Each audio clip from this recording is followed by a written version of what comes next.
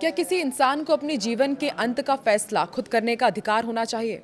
और अगर कोई 13 साल से बेहोशी की हालत में है, तो क्या उसे यूं ही मशीनों के सहारे जिंदा रखना सही है? आज हम बात कर रहे हैं हरीश राणा के उस मामले की जिसने पूरे देश को एक बार फिर सोचने पर मजबूर कर दिया है कि इच्छा मृत्यु सही है या गलत। हरीश राणा का मामला करीब 13 साल पहले एक गंभीर हेड इंजरी के बाद हरीश राणा गहरा कोमे में चले गए। बताया जाता है कि डॉक्टर्स के मुताबिक उनका ब्रेन फंक्शन वापस आने की उम्मीद बेहद कम है। परिवार ने सालों तक उनकी देखभाल की, लेकिन ये लड़ाई सिर्फ मरीज की नहीं, एक पूरे परिवार की मानसिक, शारीरिक और आर्थिक परीक्षा बन गई।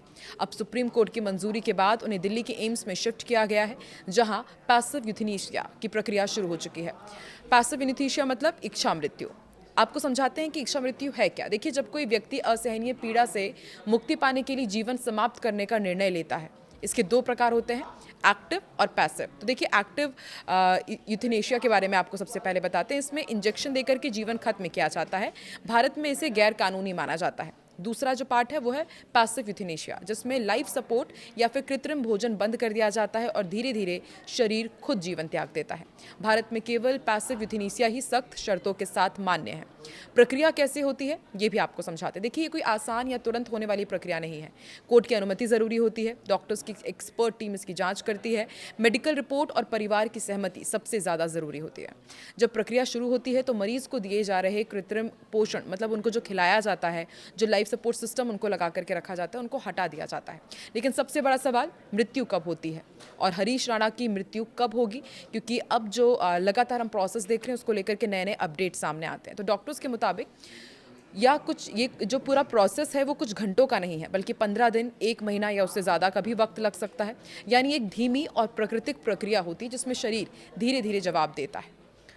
पुराना केस जिसने पूरा कानून बदल दिया, उसके बारे में भी जानना बहुत ज़्यादा ज़रूरी हो जाता है। दरअसल भारत में इच्छा मृत्यु पर सबसे बड़ा असर पड़ा था मुंबई की नर्स अरुणा शॉनबाग के केस में। वो कई सालों तक वेजिटेटिव स्टेट में रही और उसी केस के बाद सुप्रीम कोर्ट ने सख्त शर्तों के साथ इच्छा मृत्यु की अनुमति दे दी।